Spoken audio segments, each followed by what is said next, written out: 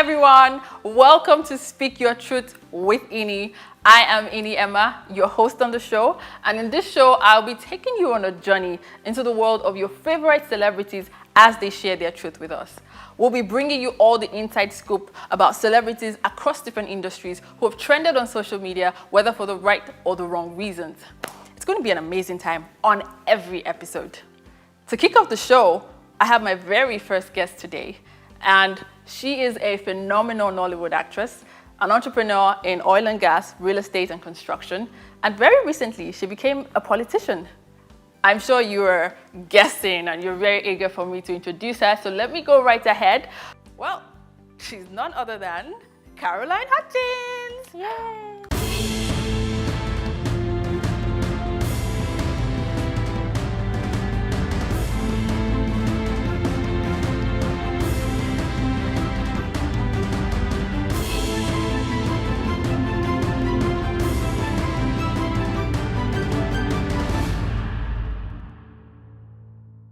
Welcome to the show. Thank you very much. It's really good to have you here. Thank you. And I must say, you look really beautiful. Thank you, and you too. I mean, even more so in person. Thank you. So tell me, you came into the industry as Caroline Kanem. At some point, you changed to Caroline Danjuma, of course, when you got married, and then you're now Caroline Hutchins.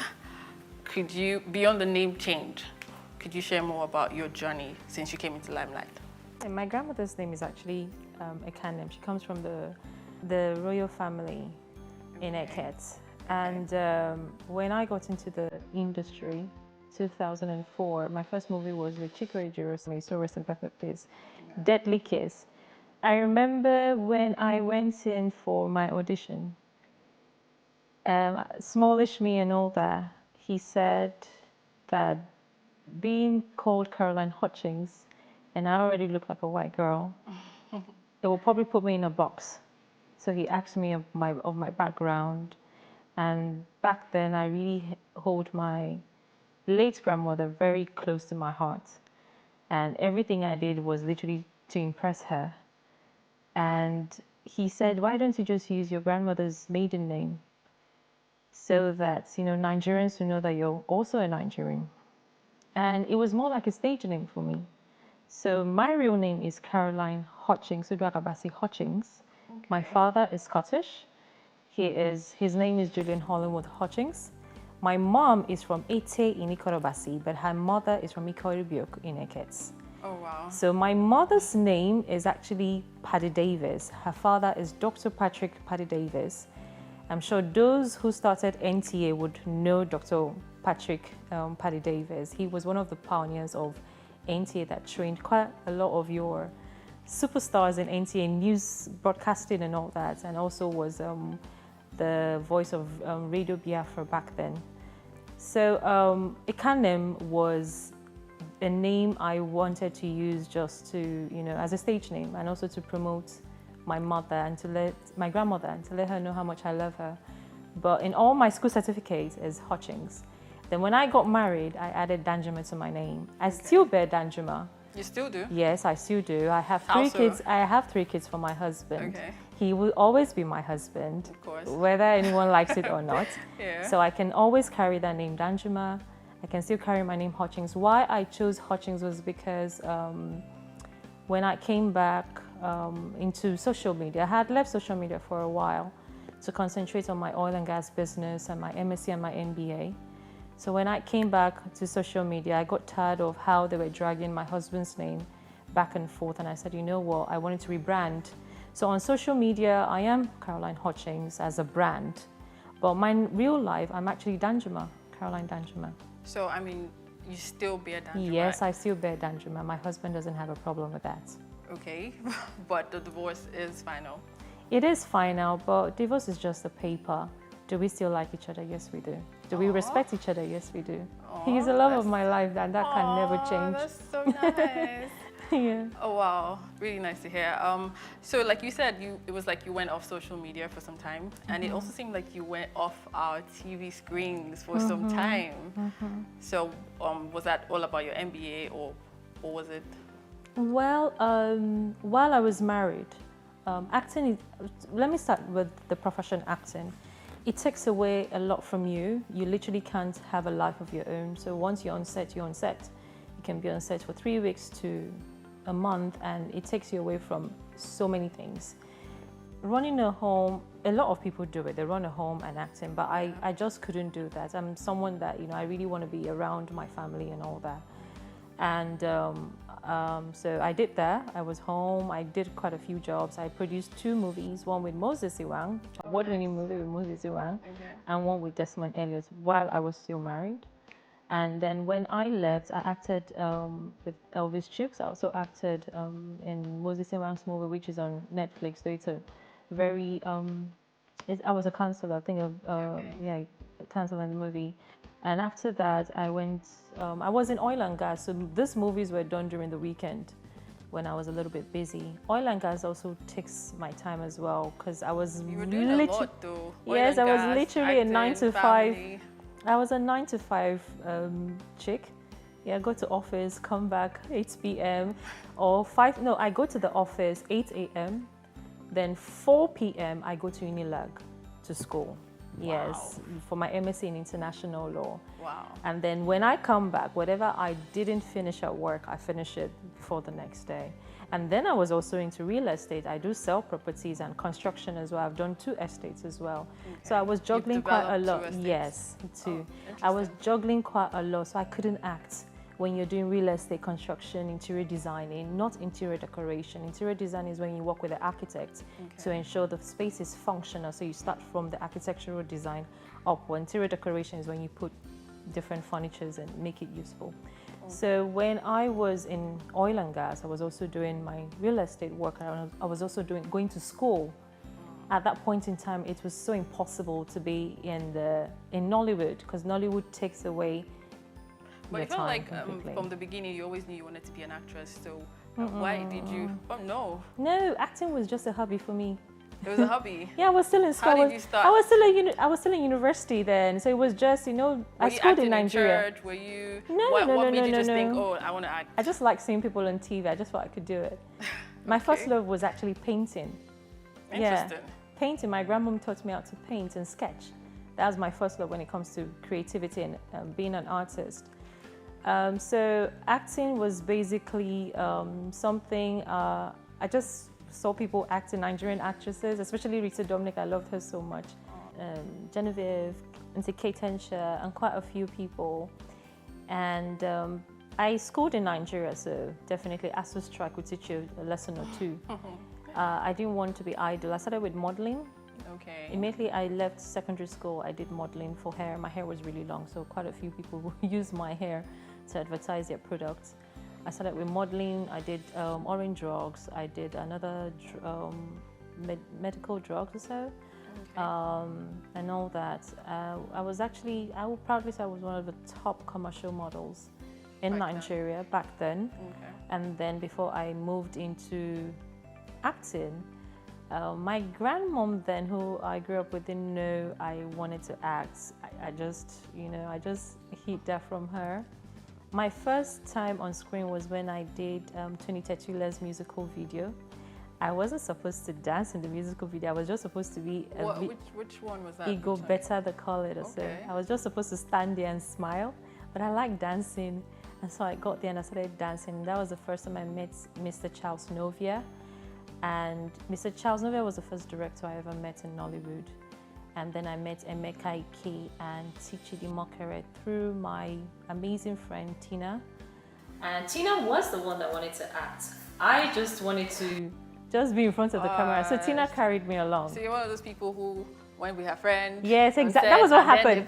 That was what literally happened. God. And then she met Rita Dominic. Apparently she was doing some furniture works for Rita. Okay. And we're all invited for an audition at Chico's office. And I got the role. And I'm so grateful to Tina and Auntie Rita till today, because they made it possible.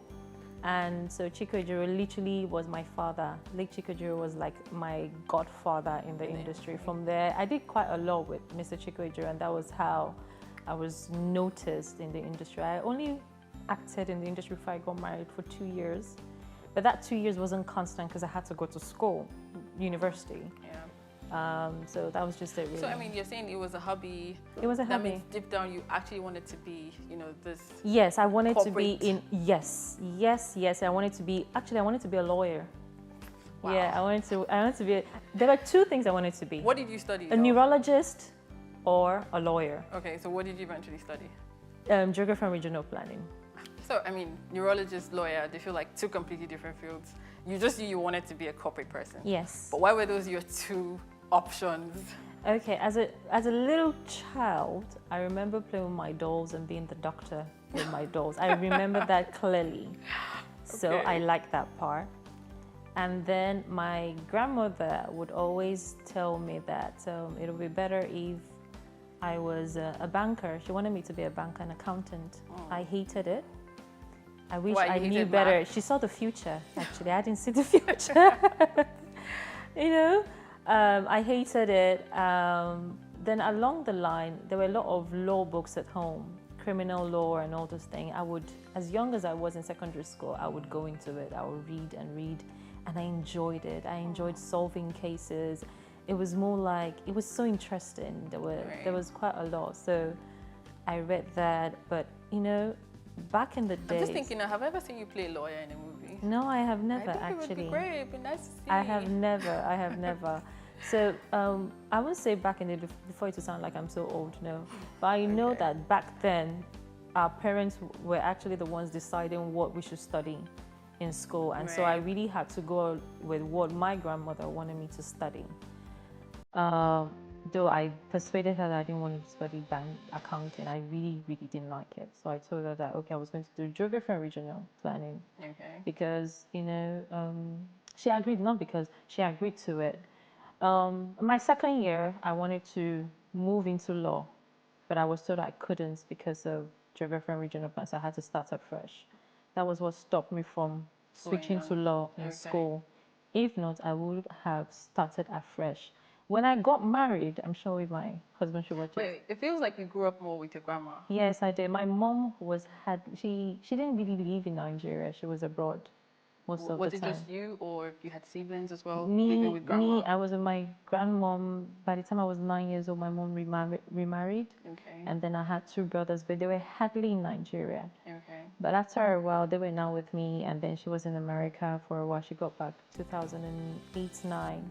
So I literally grew up with my grandmom, and that's why sometimes I behave like an old woman. She instilled in me so much, really.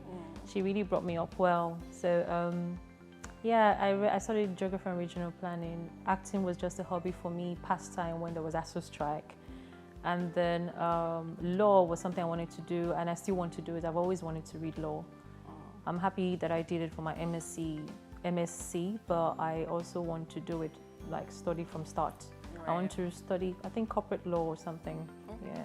That would be nice. Yeah. I'm literally seeing the lawyer in you. Oh, trust me, I can handle it.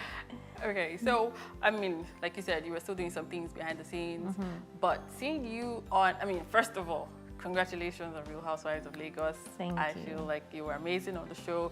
It was a bang. Thanks to the fans, they made it happen. Not really me. I was scared to the mirror. I was always praying that I don't disappoint myself and people that look up to me. Seeing you on the show was something else for everyone. We saw a whole different side of you that we hadn't seen before. Well, feisty Caroline. Well, I really don't think feisty. I think more of someone who stands up for herself, really. So I don't look for trouble until trouble comes to me. That's just me. Yeah, I was going to say that you brought the fire. I was like, hey, anybody that tries Caroline will collect, Exactly. Till date, they'll still collect. So, shooting the show, recording that with all these other women, did it put pressure on you emotionally? I feel like there might have been some points you were like, you know what, this is too much. I can't take it. When there was all the drama, how did it affect you? There were 1,000,001 times I wanted to walk out from the show. Not because I felt the ladies were beneath me. It was because I could see a lot of things that did not resonate with me. And it affected me mentally. I was sad about it. I was tired. I like to be in a very happy environment. a very fruitful environment. But I think there were a few things that were just too much for me to pretend. I really don't know how. I don't know how to pretend. Not really. I wear my emotions on my sleeves. I don't know how to pretend. I could ignore you. I could just look away, but I wouldn't pretend. You would know I'm not happy. You would know when I'm happy, when I'm sad. You know, when I don't want to be around something, you would know. I will let you know that. So You know. it wasn't just about the other members of the cast? Oh no, no, it wasn't about them. It wasn't about them. There were just some things that I noticed that I'm just happy it's done. Okay. I'm in my happy place now. I mean, I know you did say during the reunion that salt isn't the same thing as sugar. But it's the truth, isn't it? Obviously it is, absolutely. And the taste is not even the same thing. Absolutely, but they kind of look alike. When you said that, were you referring to anyone in particular? I'm sure everyone knows who I was referring to. And I wouldn't mention a name. The person knows I was referring to her. Oh. I mean, I kind of feel bad. Why? Because I don't want to mention names, but I did like your friendship with some of the members of the cast, especially the one you had with Chioma. I want to say something. When I love with all my heart. I think prior to the show, one would testify or attest to the fact that I have defended a few of my friends. Even when bullets were thrown at me, I would have defended a few of my friends. I don't care what people say. I just go out there and defend them. I'm like that. When I call you my friend, I go all the way out to defend you. I don't.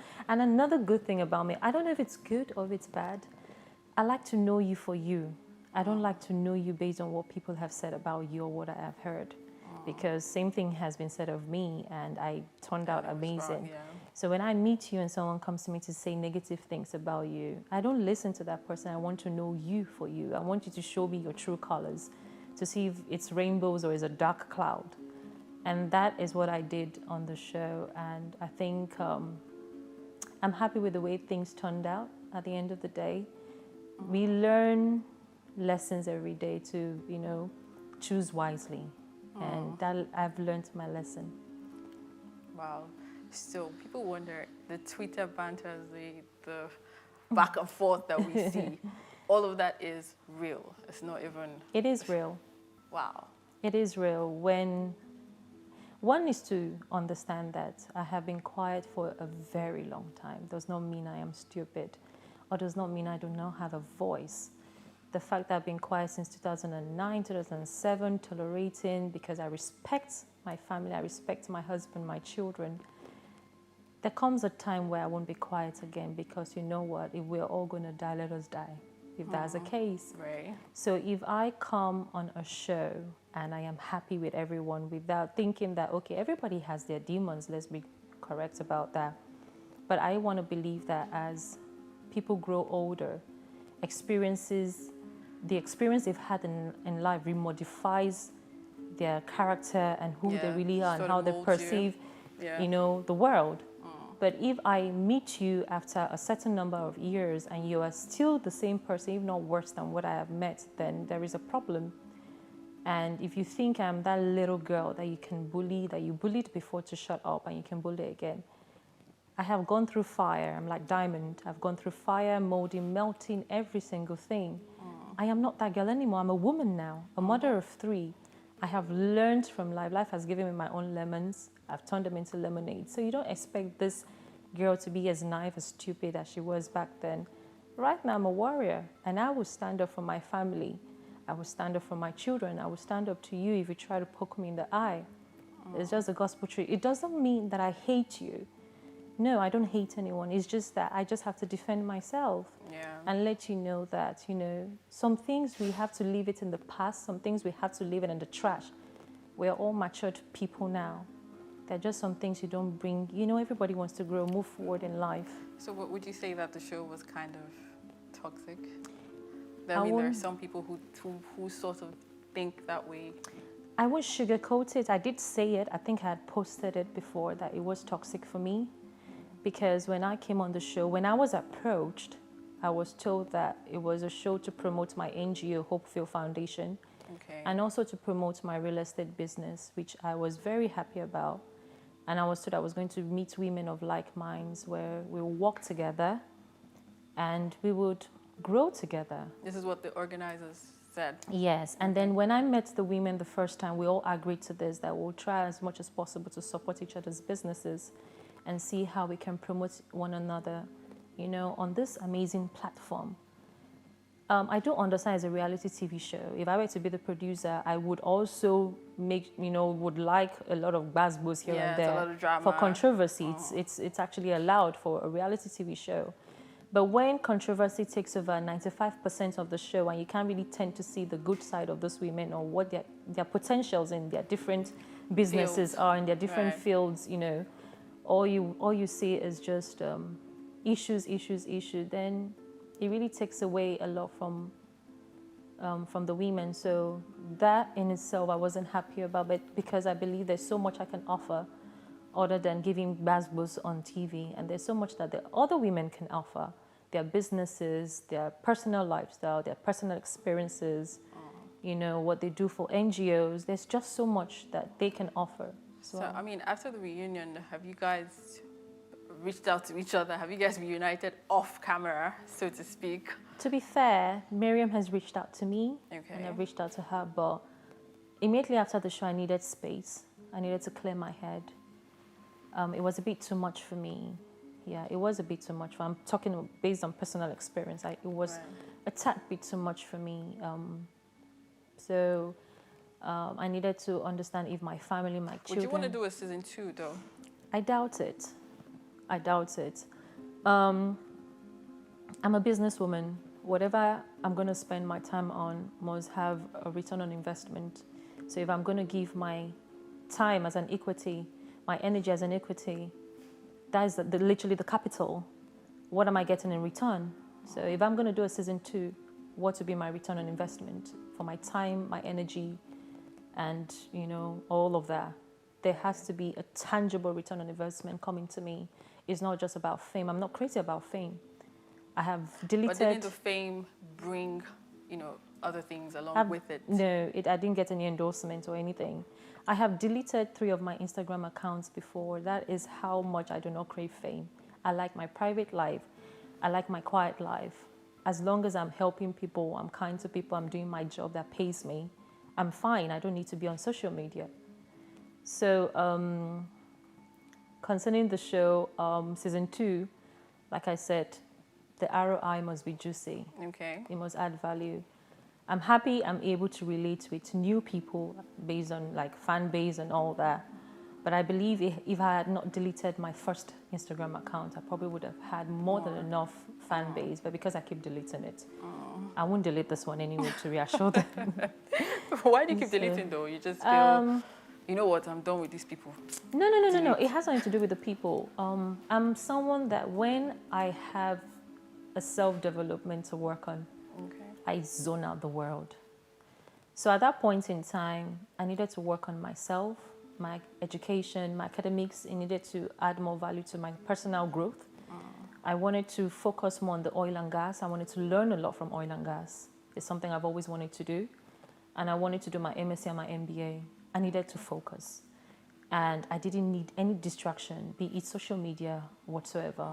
I think that's very admirable. That, you know, when you want to focus, you can I throw away anything that is a distraction, pretty much. I know. I'm one that has never, I can't say I have been influenced by peer group. Nice. I can't say so. I can't sit with you here and you be smoking or drinking. If I don't want to do it, I won't do it. If there's something you're doing and I don't want to do, I won't do it. So whatever I do is based on the fact that I want to do it. It's just out of curiosity for me. So I have self-control. So if I feel social media is distracting me from something, I would just temporarily delete it. Then I didn't know how to temporarily delete something. I would just delete it completely. Now I have learned that I can actually temporarily delete something. So yeah, I've learned from that. I mean, speaking about reunion again, you did say that you wish you had sort of ironed things out with Laura privately. Without all the drama that happened during the show. Did you ever make any attempt to do that after the reunion? You see, the reunion came after the main show. And I have watched quite a lot and heard quite a lot.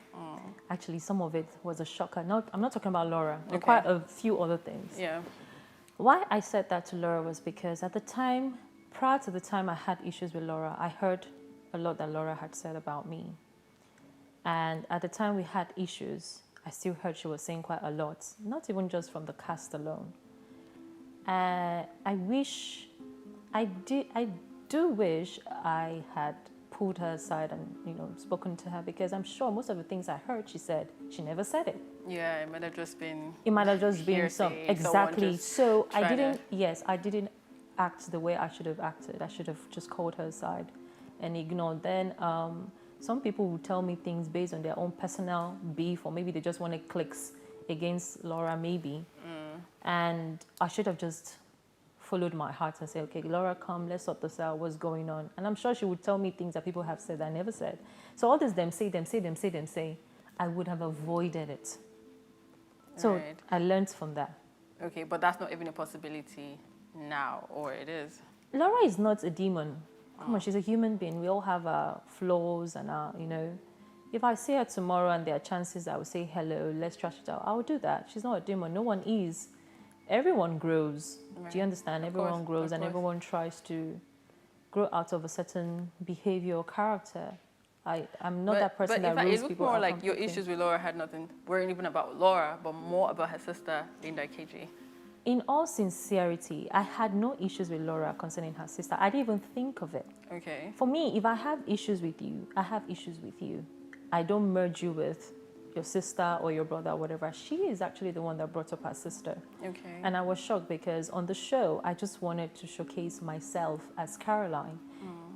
Just let women who have gone through divorce know that they can still pick themselves up and be the best version of themselves without having to fight their spouses or fight X, Y, Z or B. So without negative energy. Thank you. You can, for me, I believe so much in positive energy. Whatever you give to the universe will give it to you in a million folds. That's how it is. So if you exude positive aura, the universe will give you back that blessing. If you constantly, you're acting traumatized, you're acting angry, you're acting like the world is against you. You keep getting that sort of Thank you very much. So coming on the show, it was more like a breath of fresh air for me. I want to meet these women. I want to learn from them. Work can be hectic, my darling. Construction, oil and gas. So if I have a time to have drinks with these women, it's like, putting my feet in the air and saying, you know what, I'm free today. Let me enjoy myself. So it was meant to be my getaway zone for me, but it ended up being a place where I didn't want to be because of the dramas. I'm speaking from my heart. Because, the traffic, the hustle, trying to close a deal, talking here, talking there, sometimes it's tiring. So meeting up with a group of women that you just want to observe them and know their character, their behavioral trait patterns, you want to learn from them because they have so much to give when it comes to business. From Chioma to Tony to Laura to Iyabo, they all have so much to give from their various businesses. As long as they're entrepreneurs, you can learn a thing or two from them. And that was what I just wanted to learn, to achieve, to, enjoy myself. Even life experiences, we all come from different backgrounds. And so there are things we can learn from that maybe I could use to correct myself or add to myself. So speaking of Linda, did you really feel like she played a role in how things turned out in your first marriage? Yes, she did, and I will not sugarcoat that. When you own a blog and you write things about someone based on lies or based on rumors, and then you bring people together to believe those lies, and constantly they are bashing the person, it's not a physical abuse, it's an emotional abuse. Anyhow we want to say it, that could lead to depression, that could lead to, a mental instability. I was depressed at some point in time because of all those things. And if not for the love I got from my family, and even not for the fact that I have a very strong, I don't joke with my faith, a very strong faith in God, it would have been worse for me. Because constantly you're dealing with one lie, and then boom, another lie pops up. And then another lie pops up, and then another lie pops up. How many times are you going to come on social media shouting and crying that you didn't do this, you didn't do this, you didn't do this? And you don't even know this woman from anywhere. You've never met her. You've never met her one-on-one. Now you even reach out to her to say, okay, it is my birthday. Please come for my birthday. Let's talk things through. She says no. So you're trying to figure out, where did this come from? Why does she dislike you so much for no reason? Not that you sat together, you had an issue before, that, okay, we had a brawl and, she's upset about something. You have never met her before. So it's it's beyond me. It can affect one. Yes, and I was very young. I was still in my 20s. I've never been married before, so every single day of my marriage was a new dawn for me. Was okay, what's going to happen today? What am I going to learn today? Do you understand? So going through social media dramas, I left the industry on a very good slate before I got married. I had a very good reputation. Then having to see different types of stories about you, but you can't say anything because your husband is telling you don't say a word. You have to protect the family name. You have to, because if you say something, you start exchanging words with this person and you don't want to drag that. So you're tolerating so much and the person is still writing. The more you keep quiet, the more the person writes. And then when other women come on social media, I have evidences, come on social media, they start dragging me because of my marriage. I don't want to mention them. She literally reaches out to those people as well to carry their story. So it was like a gang up. I don't understand. I'm not going to sugarcoat it. Yeah. Then after my marriage, a certain issue happened between me and an artist, or an artist and I. I didn't even accuse him of murder. I just said, where is so-and-so person? I heard he's dead. You didn't reach out to me as a woman. You just started dragging me. You didn't drag me. You dragged my child. You understand? Yeah. And you don't even know what I went through with my child. So would that affect me mentally? It will affect anybody mentally. Yeah, of course. Even up to date when they call out one person over something small, more minute. Affects they you. They start talking on the internet to talk of what I went through since I was, from the first day I got married to when I left the marriage. It was constant. It was like I owned the blog, constant write-ups. So yeah. So was it based upon all of those things you'd written that eventually you had to leave the marriage? Oh no. There were just irreconcilable differences that if I was of this age and the experience I have now, I think I would have handled it better.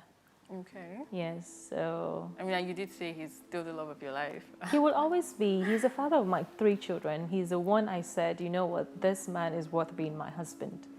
So yes, he will always remain the love of my life, and that will not change.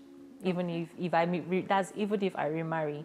I was just going to ask if you'd want to marry again, because you did mention that's a special Yes, I would someone. love to marry again. Aww. I like the way you said that. You just came straight from the heart. Like, I would love, whether it's my ex-husband or a new amazing man that God sends, I would want to have a family. Whether it's your ex-husband, you would, go back? Yes, I would love to go back to him. Or if God says, this is a man you're going to marry, I just want peace of mind and happiness. As I get older, I just want someone that I can build with and I can have peace of mind with. Peace of mind is more valuable than money. I want money, though, to keep me going, Of course. But above it all, I want to laugh a lot. And so if you do this a second time, marriage... It'll be amazing. What would you do differently? What I would do differently is there's this thing my grandmother told me. She said, see your husband as, even if he's bad, see him as a bad side of your body. You won't cut it off. You would embrace the flaws. So if I get married again, I would take my husband as myself, knowing fully well I'm not perfect. There are times I will make mistakes and all that. But there are some mistakes that you would not tolerate, which is emotional abuse and physical abuse. Of course. But then there are some, before then you would have known the sort of red flags to deal with. So there are just some things I'll know that, I just need to overlook, no nagging, not being petty over little things. That's what I'll do. And just, be my husband's friend, which is very important. When you're friends, very good friends, you tend to, forgive easily. Right. Yeah. Wise words. You really are a wise woman. I mean, growing up with your grandma and everything, I now see it. Yeah. Well, that's interesting. And permit me to add that you like to shock people, because we woke up one day and then we just saw online that, hey, Caroline Hutchings is running mate to the Akwa Ibom State gubernatorial candidate of the AAC. I was like, wow. Well, you make Politics. moves codedly. You Yep. make moves codedly. Yep, I agree with you. Success is very, the way to success is quiet. Then when when you get there, then you can announce. Boom, You want to right? announce your walk to success. You're quiet about it. That's what I'm talking about. So why politics? And how long was this? I mean, were you planning working on this? How long was this going on behind the scenes? No. I didn't plan to be a deputy. Okay. I was called upon. Okay. But have I been an advocate for injustice in Nigeria? Yes, I have. Boldly, have lost a few friends because of that, because I've called their father out quite a few times, a few of their fathers. So I've lost very prominent friends because of that. I'm very vocal when it comes to injustice. I'm very vocal when it comes to when I see the poor suffering, when I know that there's a lot of corruption in the country. I'm a strong advocate. I don't mind carrying placards and walking the streets and just shouting government change. I've done it before, and I can always do it again. So this has always been who I am. I speak out. I like to be heard, especially because I am okay personally. I can give myself 4 square meals in a day. I am comfortable. I'm content. But how can I be comfortable when the person beside me is struggling so hard, and I can see them work so hard, work times 10 of how I work, but they're yet to get there. You know, it really breaks my heart. And when I was called upon by my principal, Iboro of AAC, it was more like a clarion call. It was more like God saying it's time. It's not about winning the deputy governorship. It's about being heard and being felt. It's about the voices of the less privileged, the voices of the grassroots people being heard. I am so happy with what happened during NSAS, when people came out in their numbers to speak out. I am sad about the whole issue around the toll gate. I lost a few friends at that point in time. Not they were not killed, but I felt they were part of it, so I lost a few friends. I called them out. I called their father out.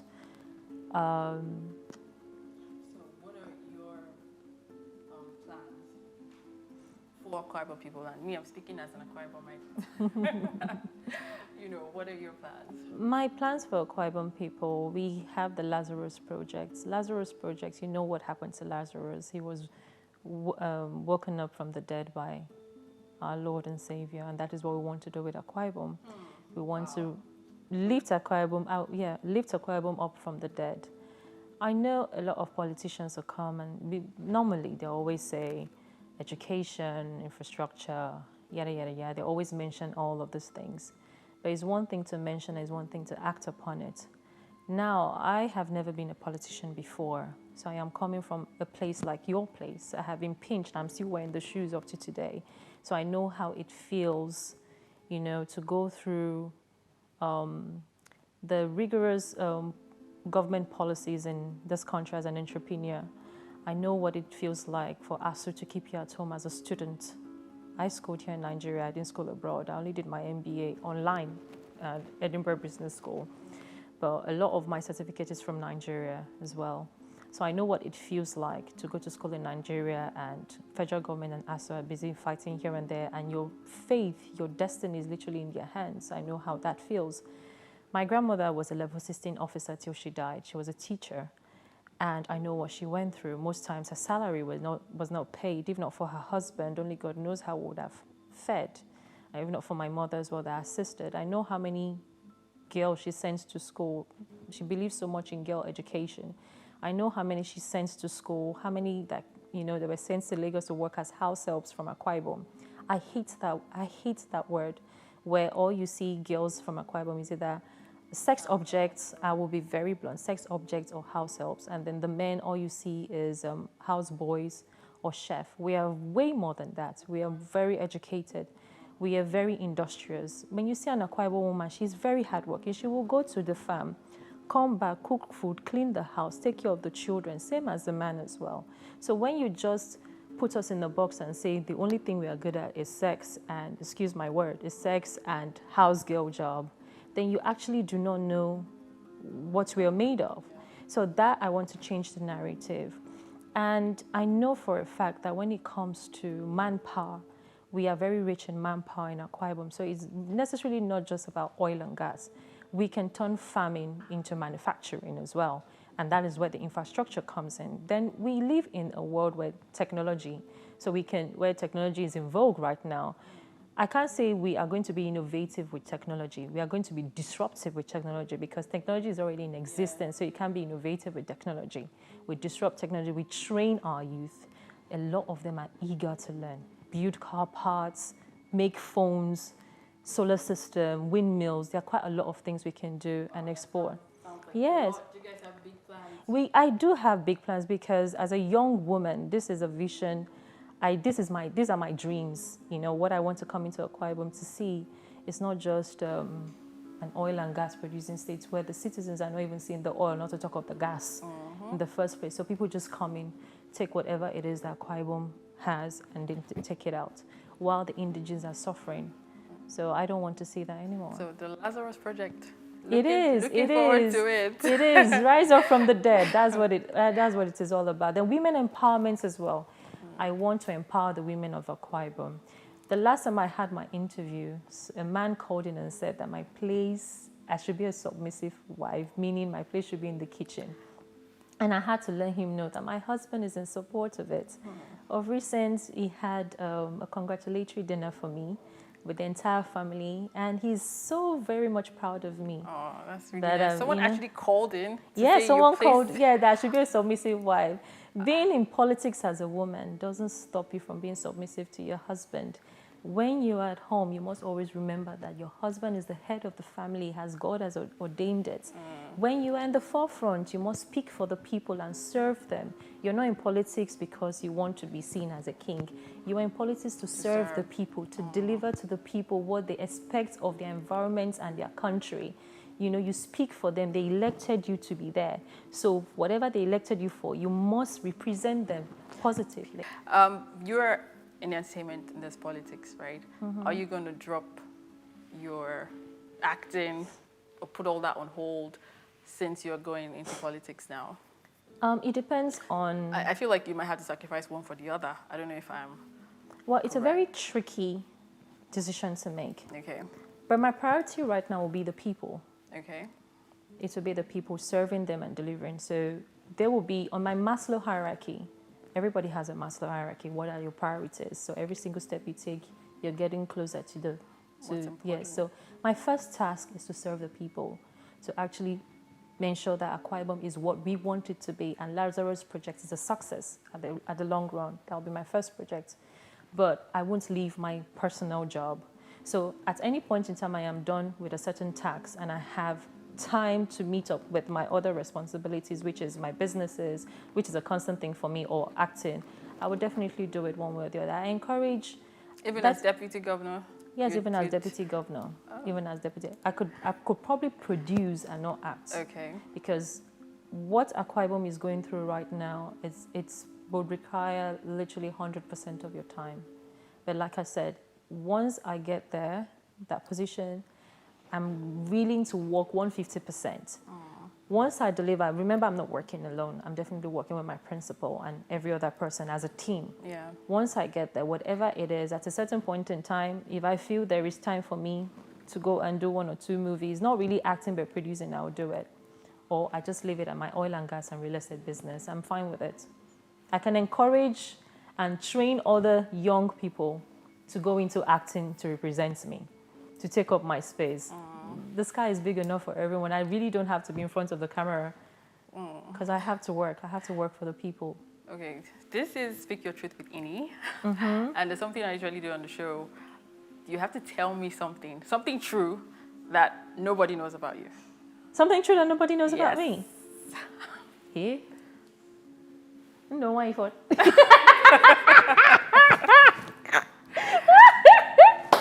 Something true. Oh, okay, yeah, I know something. I know something true. Okay. Okay. Okay. Okay. Should I say it? Yes. Funny. Yes. The floor is yours. Oh, the floor is mine. So I think it's a bit long, Sha. Yes. I wanted to be a gospel minister. What? Wow. Yes. So. Do you sing? You actually sing? Yes. Wow. Okay. It started like that. Moses is part of the deal. Okay. I recorded 2 songs in New York. Moses, who ensured me that I was going to be like Beyonce. In New York, took me to the studio. I recorded that song. That's Moses in wine. Yes. Okay. That song never saw the light of day. Why? But it's not a Christian song. Then I came back and I said I wanted to sing gospel songs. I practiced. I got a tutor from Muson School. He taught me how to play the piano. And I'm very good with the opera. I know how to do it, yeah. Then I now went to House on the Rock. I did my baptism in House on the Rock. I'm a Methodist baby, by the way. Okay. I did my baptism in House on the Rock. The day they said we were going to be auditioned, Samuel Poster, they said Samuel Poster was going to audition the choristers. I have never stood in front of people to sing. I said, nah, Christ, hold on, hold the brakes. I'm not doing this. So I left House on the Rock. Relax now. I looked for an excuse. Okay. I left House on the Rock and I went to MFM. I got to MFM. I said, it's MFM. I did foundational class in MFM. I did probational class where, 6 month deliverance. I did all of those things. And I was going for choir practice. But what I couldn't, I'm going to be sincere. I'm sure Pastor Toby will watch this. Hopefully he does and he will laugh. No hair, no makeup, no fingernails, no toe. Wait, you did all that? I did all that. I can't even imagine you doing that. I did. I haven't even finished. Okay. I did all of that. And I was even evangelizing in front of Farm City. Yes.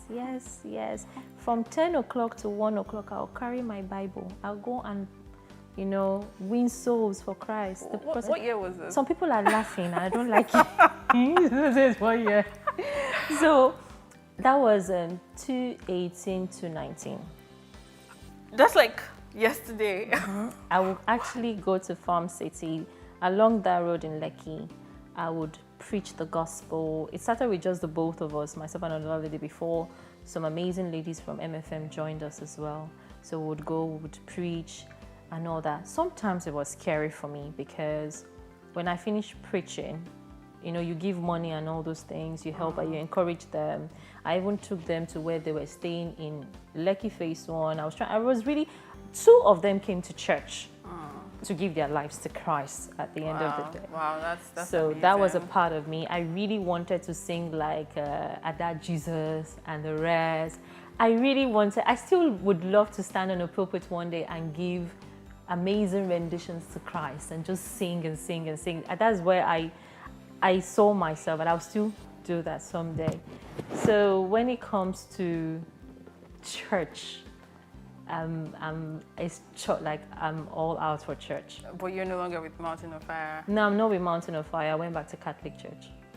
Wow. I was a Catholic all through my university day.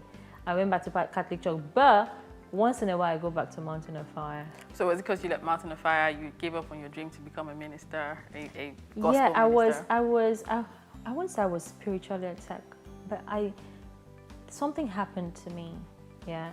The last time I went to preach, after bringing the girls to church, I went back to preach. That day I remember I came back home. I was alone at home. For some reason, I felt this strong thing around me, and it really scared me. I couldn't sleep. I left the house that night to my friend's house. I couldn't sleep in the house. And after then, all my jewelries were stolen. I found that like a week later, all my diamonds, everything was stolen from me.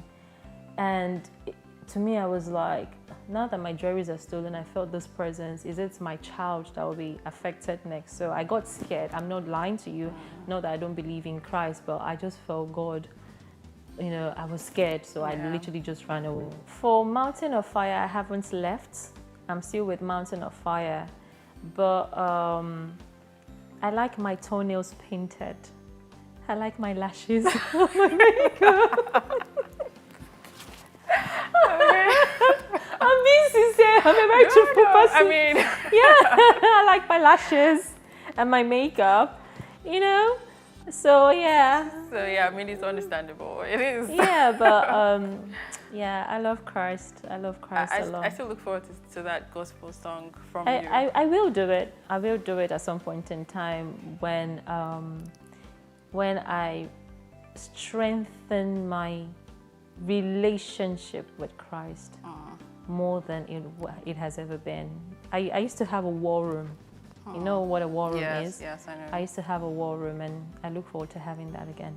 Aw. Yeah, That would be I was nice. being too into evangelism. I actually thought I was going to open church. Maybe Moses or you would have been the treasurer. Well, that's Yeah. nice. That's nice. I mean, Caroline, it's been awesome Thank having you. you on the show. Thank you so much for joining us Thank and sharing all of this gorgeousness and everything that you shared with us here today. Thank you. We wish you all the best in your Thank future you. endeavors. Thank you very much. Thank you, Innih. Right. Well, guys, you heard it yourselves from the beautiful and multi-talented Caroline Hutchins. She's making some really big moves, and there's so much more where that came from, which we can't wait to see. It's been amazing having her on the show, and I hope you had a great time, just like I did. I'm Innie Emma, and this is Speak Your Truth with Innie. Don't forget to follow us on our social media handles, like, share, and subscribe to our YouTube channel. Until next episode, have an amazing life. Bye.